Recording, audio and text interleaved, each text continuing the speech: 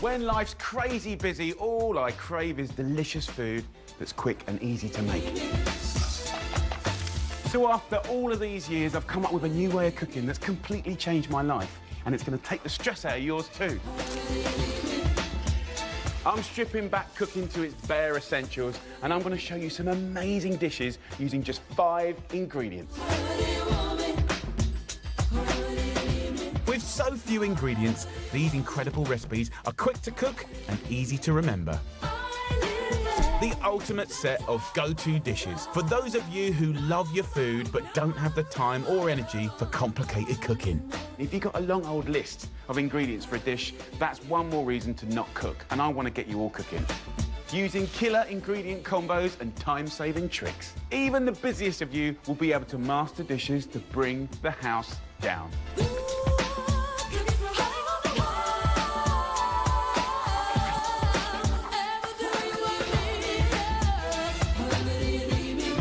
Let's make it. In this show, I'm cooking up 4 quick and easy dishes for you to make this week. If you think you haven't got time to cook, think again. All you need for these time-saving recipes are just 5 ingredients, plus the most basic store cupboard staples. You mustn't confuse simple with not delicious. This is really delicious. On the menu, my crazy good pork burger, a naughty fast food treat made with 5 epic ingredients. You know it makes sense. Sticky mango prawns, a speedy sharing platter with a shortcut to phenomenal flavour. Here we go, look at those colours, woohoo! My easy rustic gnocchi, an elegant veggie supper made with a super quick sauce. Light, delicate, melt in your mouth, utter heaven. And a chilled out party showstopper that's irresistibly simple to make. If you did a survey of 1 million people, I'd be amazed if most of them didn't love that. With these incredible quick and easy dishes, you can be a great cook no matter how busy you are. First, my crazy good pork burger, a wicked little treat that takes fast food to the next level. I want to give you a method that's going to get you some of the best burgers you've ever had in your own home, cooked by you. All you need is free-range minced pork, mixed salad leaves, a ripe pear, soft buns, and delicious rich blue cheese. Don't go thinking this is some kind of posh burger that doesn't relate, right? It's still filthy and naughty and gorgeous and sumptuous, but it's got elegance and it's a bit different. You could swap pork out with lamb or beef, and you could swap Stilton out for cheddar or whatever melts beautifully, but this combo works hard. And also, this recipe is for one. You can, of course, double it or quadruple it, but it's quite nice to do a recipe for one, something for you. I've got lovely pork mince from the butcher's. It's from a free-range pig. OK, that makes all the difference. Now, look, over the last 50 years, burgers have had a bad rep for being the icon of junk food. That's because when you're working with mincemeat, you don't know what's in it. But when you go to your lovely butcher and you order 150 grams of freshly minced pork shoulder from a free-range pig, it's going to be next level straight away. So you're already in the Premier League of patties, of burgers, right? So all I'm going to do is just season this pork mince with a little pepper and a little salt. Simply work the seasoning through as you shape your patty. You don't want it to be perfect. This is quick and easy cooking. And you want it to be just a little bit bigger than your bun, OK, because it's going to shrink. So that goes into your pan on a medium-high heat. I'm going to add a little bit of olive oil just to get it going. We're going to cook that for about 2.5 minutes on each side until it's golden and caramelised. Beautiful. For me, the thing that links the pork and the Stilton together is the humble pear. Just remove the little stalk, and I'm going to just slice it as thinly as I can. This is super speedy, fuss-free prep. You don't even have to core it. The sweetness from the pear just works with the funk of the Stilton and the savouriness of the pork. I'm going to just dress it like a typical salad. A little bit of red wine vinegar goes on top, a little pinch of salt and pepper, and a little extra virgin olive oil. And then we'll put a nice little handful of our mixed salad in there. Just toss it up, and the acid from the vinegar will stop the pears from discolouring. So, tea's been cooking for a couple of minutes. Let's just flip it. Over it goes. So look, simple so far, but just you wait. What happens next is what makes this. Your bun. I like a nice, stodgy, spongy bun. This is a brioche bun. So I'm going to go face down in here, and that will start to suck up all those lovely juices that have rendered out of the burger. So that's nice and lightly done. And then we're going to put them on their backs as well. Just apply a little bit of pressure to it like that. And then I'm going to take these out.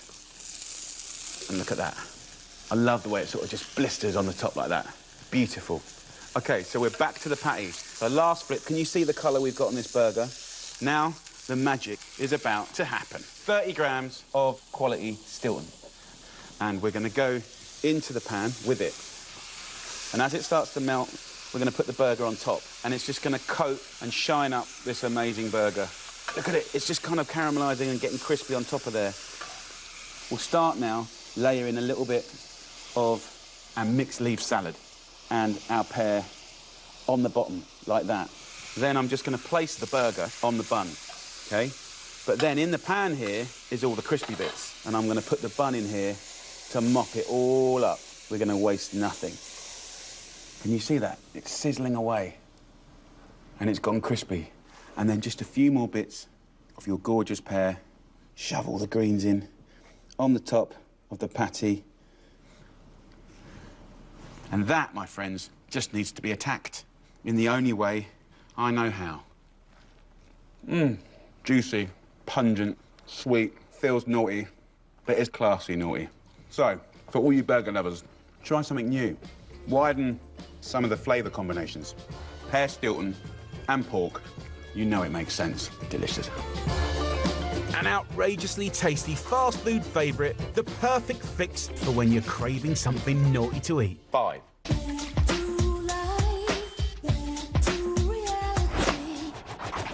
Next up, my sticky mango prawns. A sensational sharing plate that's unbelievably quick to cook and so easy to remember. So we're going to do a beautiful recipe. This is like the coolest little thing to do with prawns. You'll need fresh king prawns, garlic, lime, curry powder and sweet mango chutney. It's an amazing process and recipe that gives you texture, crunch, softness, sweet, sour, spice. It's really, really good. So, big pan. Let's whack that on a medium-high heat. We're going to be bigging up prawns, of course. So we've got 300 grams of prawns here. These are absolutely delicious. They're fresh. You can see by the beautiful blue colour. I love this size. Really, really nice. I find it gives you the best kind of sweet flavour. They've got all their shells on. And I always look for the MSC-approved accreditation so they're sustainable, right? So 300 grams of prawns. What I want to do is make it easy to pick it up and eat it. Most of the flavour is in the head. So I'm just going to peel the prawn all the way down to the tail. And you can leave the tail on as well. Now, by peeling this prawn, we can do a couple of other things as well. One is remove the little vein from down here. And you can do that easily by just running a knife carefully down the back of a prawn. It's very, very simple. And if you put that tip in, you'll pull out this little vein like that, and you can just lose that. But also, by running the knife down there, you're allowing this prawn to butterfly. And what that means is just to open up like a butterfly. This is a stunning way to prep your prawns, and a great tip to help them take on added flavour in the pan. OK, so we are all done. Garlic, we're going to use quite a bit of, actually. We're going to use 6 cloves of garlic, which for 2 people, you know, that's kind of cracking on a lot, but we're going to make them sweet and delicious, so it's not going to be garlicky, sort of in a pungent, horrible way. We're going to flavour the oil to cook the prawns in, and we're going to make them like little crisps, like literally like crisps. Try and slice the garlic the same thickness. If you don't, then you won't get that lovely, even cook, so they're all crispy, crunchy. So a bit of love goes a long way. So the garlic is done. Then I'm going to be using a couple of little condiments that make this dish. First one is a good curry powder, a really nice blend of all those spices, right? Each kind of curry powder varies. Pick one that you like. They're in all the supermarkets. Then the star of the show, as well as the prawns, of course, a nice mango chutney, because you get so many layers of flavour. You get a real bang for your buck, but most importantly, you get that glaze and that sort of sweetness that riffs off the spice and off the garlic that's going to be amazing. So in a pan, I'm going to add a tablespoon of oil, and then I'm going to go in with the garlic. If you angle the pan like this, you almost create like a little mini deep fat fryer. Garlic's very sensitive. It's got natural sugars in there, and I want to fry them until they're crisp and golden. If you make them kind of go black, they'll go slightly bitter. So these are looking really good. So all the garlic's out. Now we turn the heat up, and we've got this gorgeous garlicky oil. So we go in with a teaspoon of curry powder. Just move the oil into that curry powder, and it'll just start to toast and go beautiful. Then we can go in with our prawns. And they'll go from that amazing blue colour of the raw prawn, and as the heat penetrates it, you know, it'll start turning that amazing pink, and where you've butterflied it, it'll start to transform. Here we go. Look at those colours. Woohoo! So that garlic oil is infusing with the curry powder, and don't forget we've got loads of flavour in those prawn heads. There, look, there. Oh, yes. And they're basically done now. You don't need to overcook prawns at all. We're going to go in with one nice big spoon of mango chutney. So now the mango's in there. This is kind of the sizzle time, right? It's going to glaze it, it's going to shine, and then onto the plate we go. Some of that lovely juice just in the middle. And then we get those beautiful garlic chips, and we just sprinkle those in and around. Then our last ingredient is lime. So little strokes of the lime zest makes all the difference. Then we can simply just slice that into a little wedge. A fantastic little sizzle plate. It will be impossible to not want to get stuck into that. Lime juice over the top. Don't be polite about it. Get in there. Oh, yeah. Absolutely delicious. The crunch of the garlic was totally worth it. Every now and again, you get a little chunk of mango. The prawns, in all of that, just work really well. You've still got the sweetness. They're perfectly cooked. Fresh, zingy, sweet and sour, hot and sizzling. I love it. Quick to prep and ridiculously tasty. My lip-smacking sticky mango prawns, a pleasure to cook and a joy to share. Back to reality. This is my quick and easy food, a delicious set of go-to recipes for those of you that love your grub but don't have the time or energy for complicated cooking. Using just 5 simple ingredients, these incredible recipes are quick to cook and easy to remember. Next up, my easy rustic gnocchi, a simple veggie dish that transforms the humble spud into an elegant supper. You, my friends, are going to love what we make out of these little bad boys. All you need is Maris Piper potatoes, parmesan, fresh thyme, plain flour, and asparagus. Gnocchi, the Italian dumplings made out of potatoes, are unbelievable, so luxurious and so comforting, and often we think of them as chefy and hard to do, but we're going to make them really, really easy. So we start with 400 grams of beautiful potatoes, and we're going to cut them up into centimetre chunks. We're going to leave the skin on, very, very importantly. Now, in nearly every gnocchi recipe I've ever seen, you always peel the potatoes. But look, we're going to go on a bit of a journey with gnocchi. I want to find all the excuses for you to do it, not do it, OK? Sitting there peeling potatoes and throwing away the most nutritious part, that's one of them, right? So let's make it with skin on, and you can be the judge of how good or bad you think it is, because I think it's amazing. The potatoes go in, salted boiling water, lid on top. We'll cook those for about 10, 12 minutes until they're nice and tender. So we're going to start with the sauce, made out of these. Asparagus, amazing. They're really quick and easy to prep, and they make the most fantastic sauce. Just take your asparagus and let it naturally click wherever it's getting tender. It always works. The most heralded part is the tips. So we'll have those, thank you very much, and just split them in half. By cutting them a little smaller, we're speeding them up in the cook. So I've got the rest of the asparagus here, and I'm just going to take a little bit of care just to finely slice it like this. Now back to the spuds. Once they're done, simply drain and let them steam dry. Let all that residual moisture just fade away, and then we want to mash it to a nice, dry mash. Very important now to season it nicely with a little salt and pepper. Look at that, steaming away. And then we're going to go on to a clean kitchen surface. Now, my friends, it's time to make some gnocchi. You can see it's quite nice and dry. No eggs are going in here. About 50 grams of flour. And we're just going to knead it.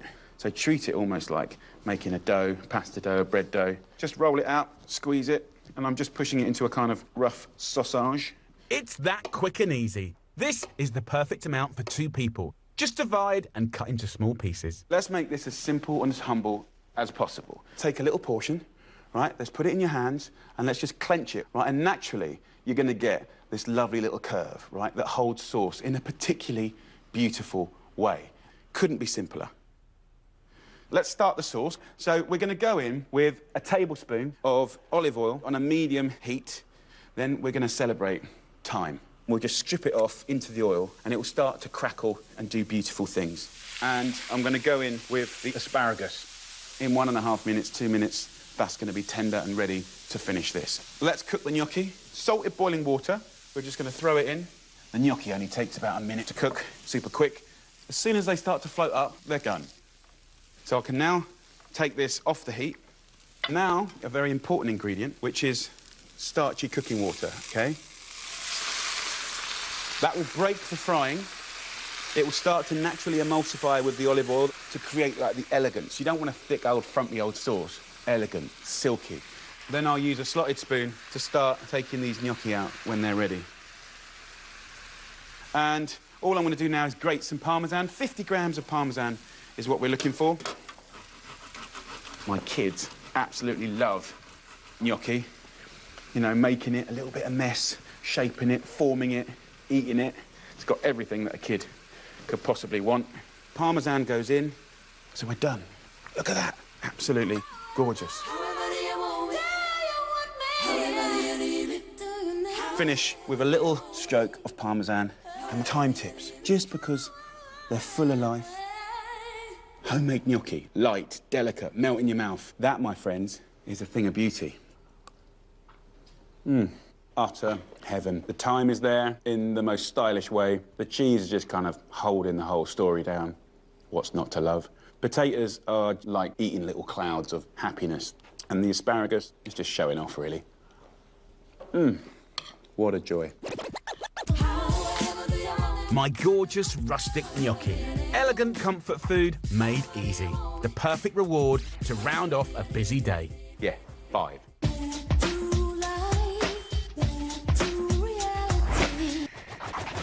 Time for my frozen banoffee cheesecake. 2 family favourites combined into one super cool, quick and easy treat. Let's have some fun. Frozen banoffee cheesecake. Yes, you know that sounds good. You'll need quality dark chocolate, oaty biscuits, overripe bananas, dulce de leche, and a light cream cheese. So we've got 5 ingredients working really hard to make a really flamboyant dessert, which is delicious, but also cold, crunch, soft, silky. It's going to be so good. Let's get some chocolate melted. So I'm going to use 2 packs in this recipe, but one is going to be for shaving and making everything look beautiful later on. And then the other one, I only need 50 grams of this. I've got a pan with about 1 inch of water, just on a very light simmer, heat-proof bowl on top. So just crack it into the bowl. So while that's just melting, I've got 300 grams of oaty biscuits. So nice quality oaty biscuits in the machine like this. Rattle it up until nice and fine. Super easy. You can always smash your biscuits with a rolling pin, but the food processor does all the hard work in a fraction of the time. I'm going to put a couple of tablespoons of extra virgin olive oil into this, OK? It's going to make it really nice and crumbly when you eat it later on. And then this chocolate, which is melted, we're going to put that straight inside. And then we're going to give it a really good whiz up, and it's going to be delicious.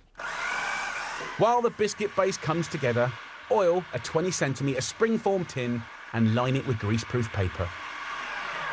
OK, so once you've whizzed that up, we're in a really good place where we can pour this gorgeous biscuit base straight into the bottom. And I just want to pack that nice and flat. And, of course, as soon as this goes in the freezer, that will set beautifully. OK, so for the filling, we're using 8 overripe bananas. Now, when they go over like this, they go caramelly and delicious, and you get a flavour that you can't get from a regular ripe banana. So let's get that peeled off. And then I'm going to take all of these beautiful bananas and get them in the food processor. And then to that, I'm going to have 500 grams of really good quality cream cheese straight in there, along with a fantastic ingredient, dulce de leche. Basically condensed milk that's been boiled and boiled, and you get this amazing caramel. You can just buy it like this. So I need about 225 grams, which is half a jar of this nectar. It's basically toffee fudge. It's just outrageously beautiful. Dolce de leche is your fast track to a classic caramel, making your pudding extra luxurious. So there you go, all whizzed up and ready to go. You simply just pour it in now, and that is like liquid gold right there.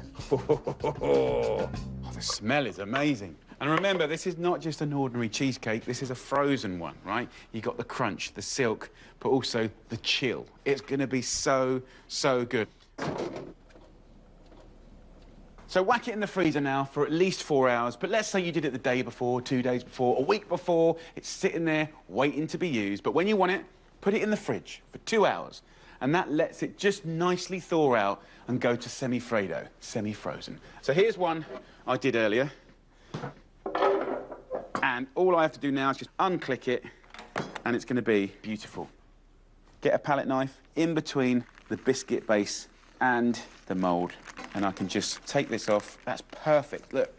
And I'm just going to shake that gently onto the base there like that. So I want to embellish this a little bit, and to do that, I'm going to use that second pack of chocolate. Gently scrape your knife down the chocolate bar to create delicate curls and sprinkle liberally over your cheesecake to finish. Very simple to whack together. It's in the freezer waiting for you to decide the time that you want it. And then when you do, in the fridge. 2 hours. This is enough for 10.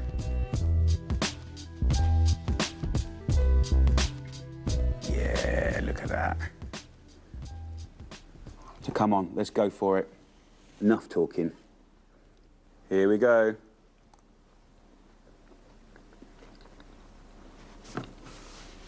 If you did a survey of 1 million people, I'd be amazed if most of them didn't love that. Chocolate, biscuit, caramelly banana, that lovely fudge. Absolutely delicious.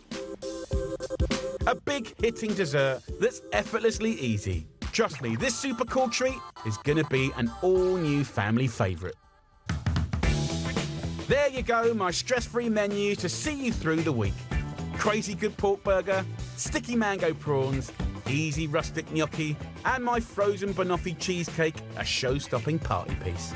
My 5-ingredient food that's quick to cook and easy to remember. Next time, 4 more delicious dishes for those of you who love your grub but don't have the time or energy for complicated cooking. Using just 5 simple ingredients, each recipe is ridiculously tasty, unbelievably impressive, but all quick and easy.